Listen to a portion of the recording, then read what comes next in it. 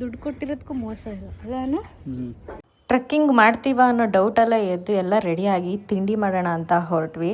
ನಮ್ಮ ಕರ್ನಾಟಕ ಸ್ಟೈಲಲ್ಲಿ ಇಲ್ಲ ಅಂತಂದ್ರು ಸಿಕ್ಕಿದ್ದನ್ನ ತಿನ್ಕೊಂಡು ಟ್ರೆಕ್ ಮಾಡುವಾಗ ಸುಸ್ತಾಗುತ್ತೆ ಅಂತ ಒಂದಷ್ಟು ಟ್ಯಾಬ್ಲೆಟ್ಗಳು, ಚಿಕ್ಕಿಸ್ಗಳು, ಸ್ವೀಟ್ನ ತಗೊಂಡು ನಾವು ಅಲ್ಲಿಂದ ಗೈಡ್ ಜೊತೆ ಹೊರಟ್ವಿ. ದೂದ್ಸಾಗರ್ ಟ್ರೆಕ್ಕಿಂಗ್ ಮಾಡೋರಿಗೆ ಕಂಪಲ್ಸರಿ ಗೈಡ್ ಇರಲೇಬೇಕು, ಇಲ್ಲ ಅಂತಂದ್ರೆ ಅವ್ರು ಎಂಟ್ರಿ ಕೊಡಲ್ಲ. ಗೈಡ್ ಬಿಫೋರ್ ಎಲ್ಲಾನು ಇನ್ಸ್ಟ್ರಕ್ಟ್ ಮಾಡ್ತಾರೆ, ಎಲ್ಲಿ ಹೋಗ್ಬೇಕು, ಏನ್ ಟಿಕೆಟ್, ಯಾವ ರೀತಿ ಎಲ್ಲಾನು ಅವರೇ ಹೇಳ್ಕೊಡ್ತಾರೆ. ಅವ್ರು ಒಂದಷ್ಟು ಟಿಕೆಟ್ಸ್ಗಳನ್ನ ಕೊಟ್ಟು ಜಾಕೆಟ್ಸ್ ಎಲ್ಲಾನು ಕೊಡ್ತಾರೆ. ಅದೆಲ್ಲಾನು ತಗೊಂಡು 3 ways ಅಲ್ಲಿ ಇರುತ್ತೆ ಈ ಟ್ರೆಕ್ಕಿಂಗು. ಈ ತರ ಕಲ್ಲಿರೋದು ಒಂದು ರೋಡು, ರೈಲ್ವೆ ಟ್ರ್ಯಾಕ್ ಒಂದು ರೋಡು, ನಾರ್ಮಲ್ ರೋಡ್ ಒಂದು ರೋಡು, ಮತ್ತೆ ಕಾಡ್ ಮಧ್ಯದಲ್ಲಿ ಒಂದಷ್ಟು ಟ್ರಾವೆಲ್ ಇರುತ್ತೆ.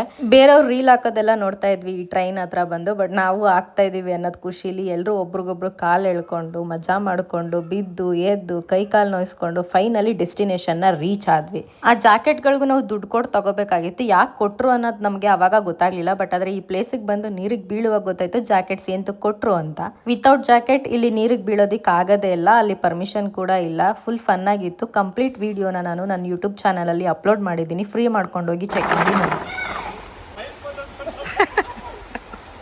ಮೊದಲು ಫ್ರೆಂಡ್ಶಿಪ್ ಕಟ್ ಮಾಡಬೇಕಿತ್ತು. ನಾಳೆ ಬೆಳಗ್ಗೆ ಹೇಳ್ತೀನಿ.